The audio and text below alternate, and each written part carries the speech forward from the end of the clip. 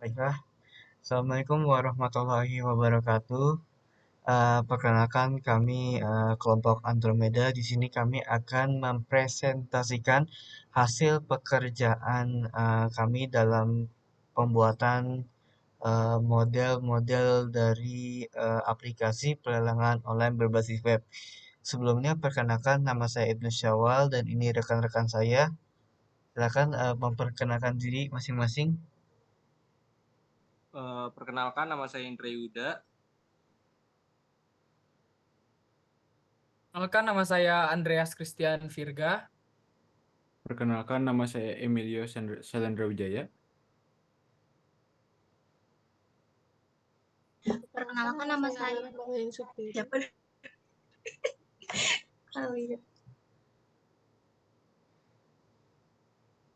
Oke, jadi itu adalah kelompok kami. Selanjutnya, saya di sini akan menjelaskan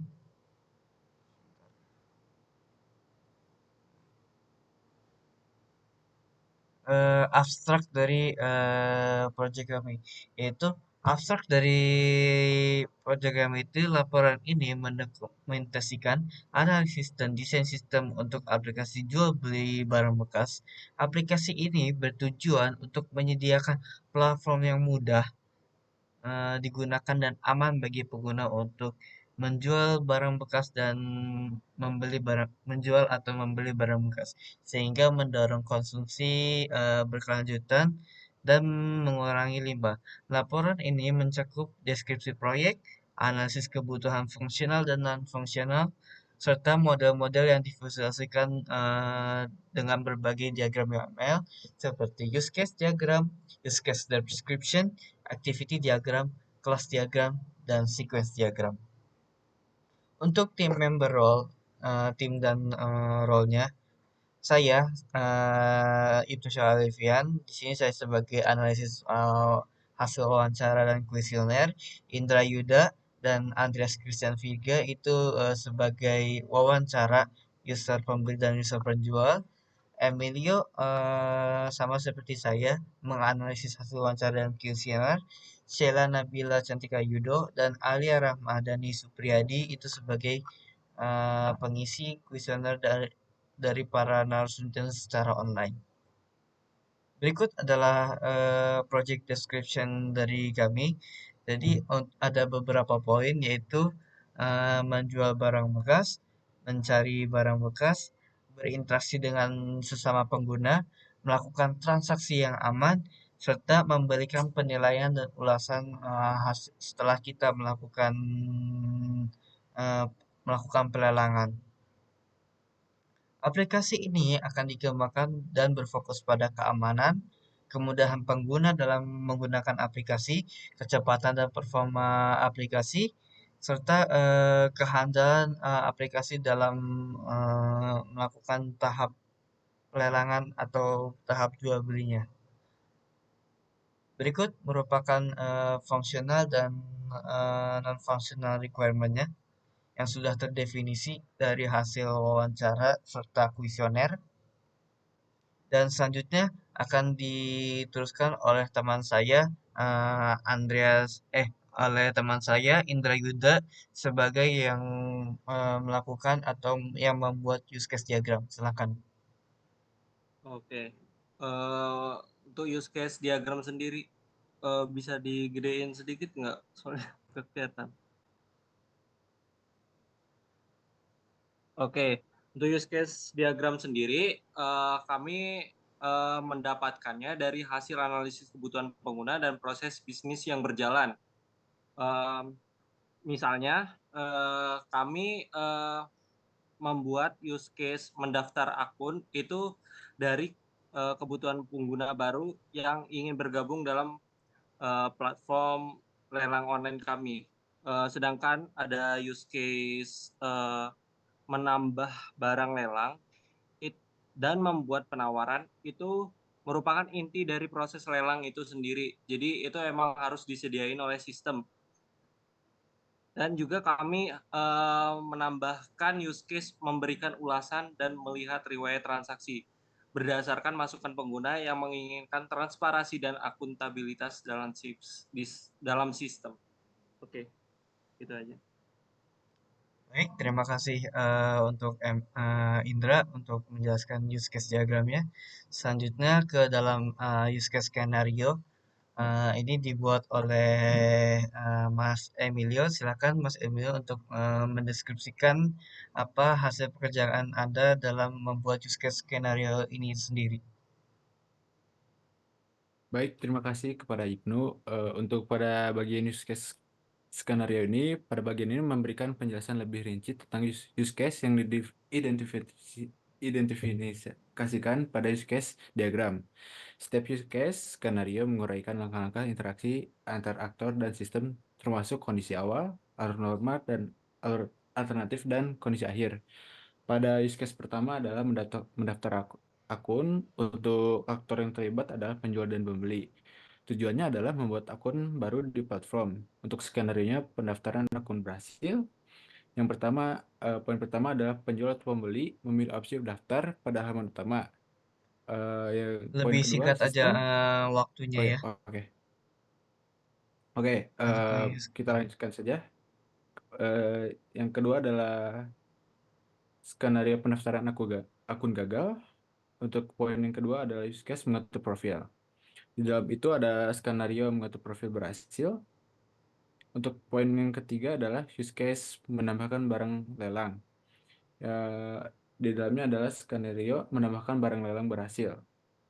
Untuk poin keempat adalah use case mencari barang. Di dalamnya adalah skenario-nya mencari barang berhasil. Untuk poin yang kelima adalah use case melihat detail barang. Untuk skenario-nya melihat detail barang. Untuk poin yang keenam adalah use case membuat penawaran. Skenario-nya ada membuat penawaran berhasil, membuat penawaran gagal. Untuk poin ketujuh, use case melakukan pembayaran. Skenario-nya adalah pembayaran berhasil. Untuk poin ke-8 adalah use case menyelesaikan transaksi. Skenario-nya seperti transaksi selesai. Untuk poin ke-9, use case memberikan ulasan. Skenario-nya adalah memberikan ulasan, seperti rating pada produk. Untuk 10, use case melihat riwayat transaksi. Skenario-nya seperti melihat riwayat transaksi. Poin ke-11 adalah use case mengelola data pengguna. Untuk skenario-nya mengelola data pengguna. Poin ke-12 adalah use case mengelola lelang. Untuk skenario-nya adalah mengelola lelang. Baik, terima kasih untuk Mas Emilio. Selanjutnya kita akan ke user stories. Ini adalah user stories yang berhasil didefinisikan oleh teman-teman saya dari functional requirement 1 sampai kepada non-functional requirement 5 yang sudah didefinisikan sebagai berikut. Baiklah, selanjutnya kami akan lanjut ke dalam activity diagram. Untuk activity diagram itu dikerjakan oleh Mbak Sheila. Silakan Mbak Sheila jelaskan seperti apa pembuatan dari activity diagram itu sendiri. Silakan Mbak Sheila.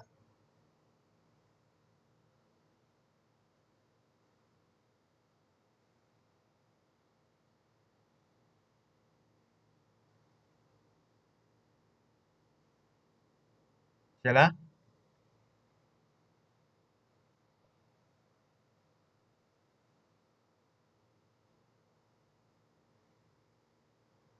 Baik, sepertinya Sheila mengalami sedikit kendala dalam mungkin koneksi atau sebagainya.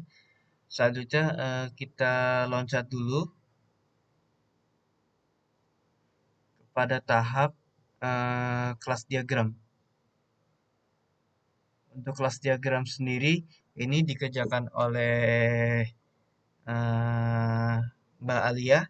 Silakan Mbak Alia melakukan penjelasan pada kelas diagram ini, bagaimana Anda cara membuatnya? Silakan Baila. Kelas diagram di sini menggambarkan struktur sistem lelang online dengan mendefinisikan kelas-kelas objek yang berinteraksi di dalamnya. Dalam kelas diagram ini terdapat 7 kelas. Yang pertama ada pengguna, lalu ada penjual, pembeli, barang lelang, penawaran, transaksi, dan admin. Pada kelas pengguna merupakan kelas induk yang mempresentasikan penggunaan umum sistem, memiliki atribut umum seperti ID, nama, email, nomor telepon, kata sandi, dan alamat. Memiliki operasi seperti mendaftar, masuk, mengatur profil, melihat riwayat transaksi, dan memberikan ulasan. Pada kelas penjual, mewarisi kelas pengguna dan memiliki peran sebagai penjual barang. Memiliki operasi tambahan seperti menambahkan barang lelang, mengelola lelang, dan menyelesaikan transaksi. Pada kelas pembeli, mewarisi kelas pengguna dan memiliki peran sebagai pembeli barang. Memiliki operasi tambahan seperti mencari barang, melihat detail barang, membuat penawaran, dan melakukan pembayaran. Pada kelas barang lelang, mempresentasikan barang yang dilelang dalam sistem. Memiliki atribut seperti ID, nama, kategori, deskripsi, harga awal, foto, waktu mulai, waktu berakhir, status, dan ID penjual.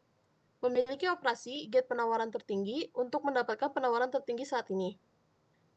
Lalu ada kelas penawaran, mempresentasikan penawaran yang diajukan oleh pembeli untuk suatu barang lelang. Memiliki atribut seperti ID, nominal, waktu, ID barang lelang, dan ID pembeli. Untuk kelas transaksi, mempresentasikan transaksi yang terjadi antara penjual dan pembeli. Memiliki atribut seperti ID barang lelang, penjual, pembeli, harga akhir, dan status. Memiliki operasi konfirmasi pembayaran dan konfirmasi pengiriman untuk mengelola status transaksi. Yang terakhir ada kelas admin, mempresentasikan administrator sistem. Memiliki operasi mengelola data pengguna dan mengelola lelang untuk melakukan pengaturan sistem. Baiklah, terima kasih untuk penjelasan tentang kelas diagram. Makasih Mbak Lia. Selanjutnya kita akan lanjut ke sequence diagram yang dikerjakan oleh Mas Andreas. Silakan menjelaskan bagaimana sequence diagram ini dibuat oleh Mas Andreas. Silakan Mas Andreas. Baik, di sini saya akan menjelaskan di bagian sequence diagram. Jadi, sequence diagram ini menyajikan eh, yang menggambarkan interaksi antara objek dalam sistem dari waktu ke waktu. Diagram ini menunjukkan pesan yang dipertukar antara objek untuk menyelesaikan tugas tertentu. Berikut sequence diagram yang kami gunakan dalam tugas besar ini. Yang pertama yaitu mendaftar akun. Jadi mendaftar akun di sini bisa dilihat. Mungkin kami tidak bisa menjelaskan terlalu panjang lebar. Mungkin bisa dilihat. Jadi di sistemnya seperti ini. Nanti dari pengguna 1 ke pengguna 2. Jadi sistemnya dia dapat memilih opsi daftar, bisa mendaftarkan akun, bisa login dan sebagainya. Baik, boleh selanjutnya. Nah, yang kedua untuk mengatur profil. Jadi pengguna di sini seperti biasa dia dapat membuat profil dan dapat memperbarui profilnya. Apabila profilnya sudah bisa ditampilkan, maka akan menampilkan pesan sukses. Jadi bisa dilihat di sini seperti ini sistemnya. Baik, selanjutnya. Yang ketiga yaitu Sepertinya Mas Andreas sepertinya sampai bagian 2 aja karena berhubung dengan durasi. Jadi begitulah untuk sequence diagram yang sudah didefinisikan oleh Mas Andreas. Ini menggambarkan interaksi antara apa tadi Mas Andreas? antara penjual dan pembeli. Penjual dan pembeli dan objek satu dan objek lagi ya Mas Andreas. Iya. Nah, seperti itu untuk sequence diagram. Sekarang kita akan kembali ke activity diagram. Silakan jelaskan jelaskan secara singkat saja untuk Mbak Sheila, bagaimana Anda dalam membuat activity diagram ini. Tidak usah dijelaskan satu-satu. Silakan Mbak.